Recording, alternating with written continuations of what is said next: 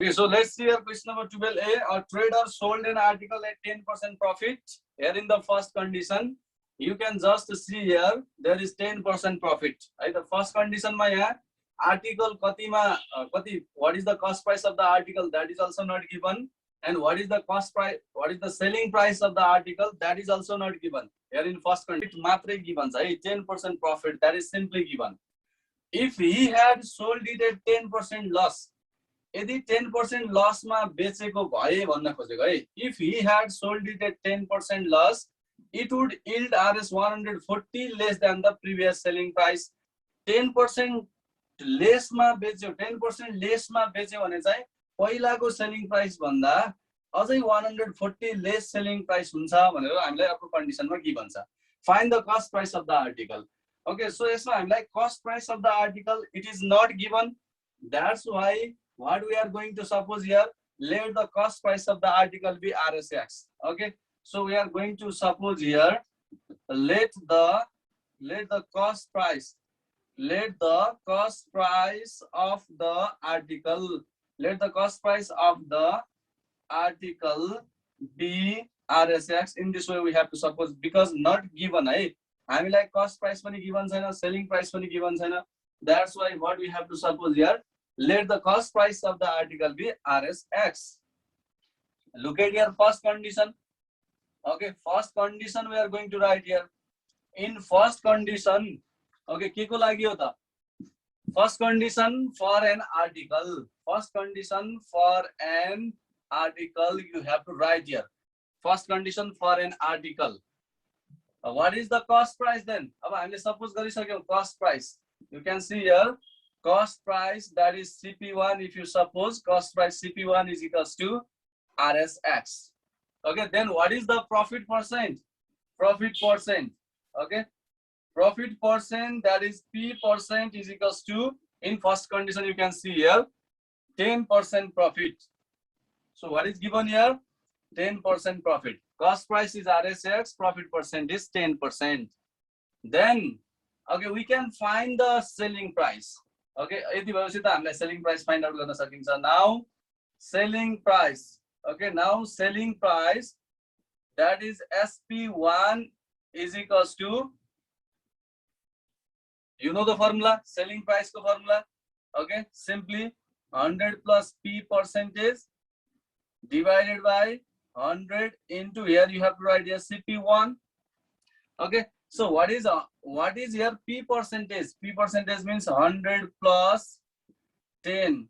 100 plus 10 divided by 100 into CP1 means X. Okay, 100 plus 10 divided by 100 into 100 into X. Okay, this so okay, especially let's solve here. 100 plus 10 means 110. 110 divided by 100. Okay, simply you can write here X also. X multiply. Okay, if we cancel here 0 and 0, we'll get here 11x. 11x by 10. If we want to find in decimal, we'll get here 1.1x. So this is the selling price. In first condition को selling price. Okay, यो चाहिँ first condition को selling price है.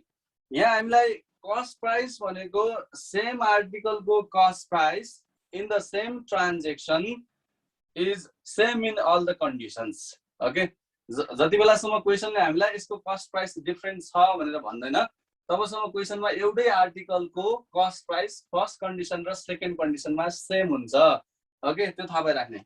किन भन्दा यो क्वेशनमा के भनेको हो त, जस्ट एक प्रोडक्ट 10% प्रफिट मा बेचेको, एक प्रोडक्ट 10% लस मा बेचेको, तर कस्ट प्राइस त त्यही हो. शपकीपरले किनेर ल्याएको कुनै पनि आर्टिकलको कस्ट प्राइस भनेको सेम नै हुन्छ. उले किनेर ल्याइसके पछाडीको दुईटा कन्डिसनहरु हो. ओके, कुनै पनि ट्रेडरले किनेर ल्याइसके पछाडी उले बेच्दाखेरिको दुईटा कन्डिसन छ. बेच्दा एक प्रोडक्ट 10% प्रफिट मा बेचेको छ, अर्को प्रोडक्ट 10% लस मा बेचेको छ है. त्यही भएर कस्ट प्राइस सेम हुन्छ, थाहा भइराख्ने है. Cost price will be same. किन सेम भयो भन्ने कुरा, okay, I already explained it. किन एउटै भयो त कस्ट प्राइस भन्दा सब ट्रेडरले किनेर ल्याइसकेको छ कुनै सामान आफ्नो पसलमा राखिसकेको छ अब उसले त्यसपछिको दुईटा कन्डिसन एप्लाई गरिरहेछ त्यो दुईटा कन्डिसनमा एक पटक उसले 10% प्रफिटमा बेचेको छ अर्को पटक एक पटक 10% लसमा बेचेको छ है that's why cost price is same so right here second condition okay in second condition same for an article त्यही आर्टिकल को कुरा हो for an article okay second condition for an article you can write here cost price मा केही change हुँदैन okay cost price that is CP2 भनेको that will be again RSX नै हो CP2 मा कुनै चेन्ज हुँदैन okay that is CP2 is RSX then अब second condition को loss percent given छ loss percent what is given here loss percent okay that is L percent loss percent means it is given here 10% okay loss percent कति given छ त 10% given छ loss percent is 10% again we can find the selling price okay फेरि हामीले के find out गर्न मिल्छ त again selling price means that is SP2 okay the formula is अब loss हुँदा थोरै के डिफरेन्ट हुन्छ त loss हुँदाखेरि 100 minus loss percent हुँदा okay loss हुँदाखेरि minus loss percent we have to write divided by 100 into CP2 okay so right here यसमा चाहिँ 100 minus loss percent means 100 minus 10 divided by 100 into x so it will be 90 divided by 100 okay like sorry 90x divided by 100 also you can write 0 and 0 we can cancel and we simply found here 9x divided by 10 so it will be 0.9x decimal ma find out garyo bhane we got here 0.9x okay up to now we found here two selling prices for the two condition right first condition ko selling price we found 1.1x second condition ko selling price we found here 0.9x okay so now we are going to write according to question right question answer ke cha ta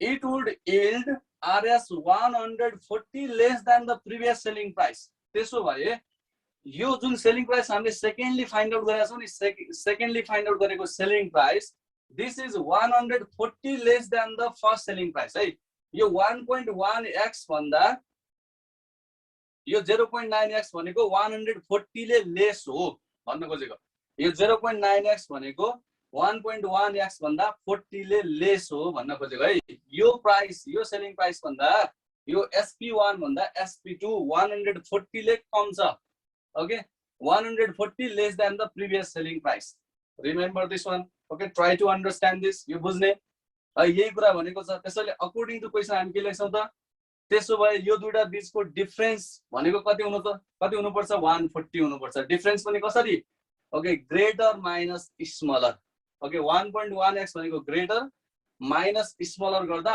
140 आउनु पर्यो okay that is the condition of the question किन भन्दा 1.1x भन्दा 0.9x भनेको it is less by 140 RS 140 okay RS 140 ले less छ भनेको छ so let's find here अब find out गरौँ according to question बुझ्यो कि बुझेन according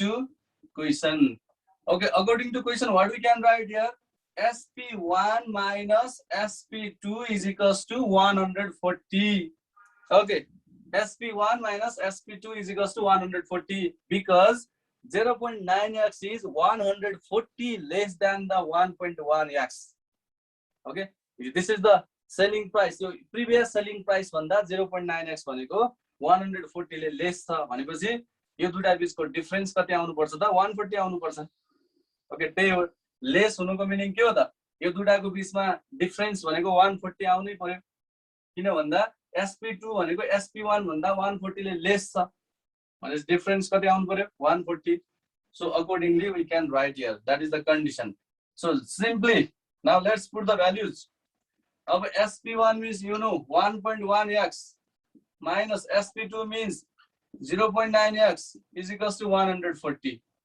okay so let's यो 1.1x minus 0.9x भनेको कति होला त 0.2x is equals to 140 okay 0.2x Then x is equals to 140 divided by 0.2, or what we found here, x is equals to, okay, let's find the value for x. X को value कति आउँछ अब 140 divided by 0.2.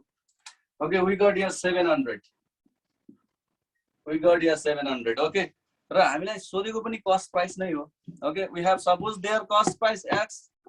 सोधेकै हामीलाई के हो त, find the cost price of the article. Okay, therefore x भनेको हामीले cost price suppose गरेका छौं. This we found here. So we can write hence the cost price. Hence the cost price of the article. Cost price of the article is Rs 700. Okay. In this way we can find, just you have to understand the condition of the question. Question ko condition bujhnu paryo. Then accordingly if we could solve, then we'll get the answer.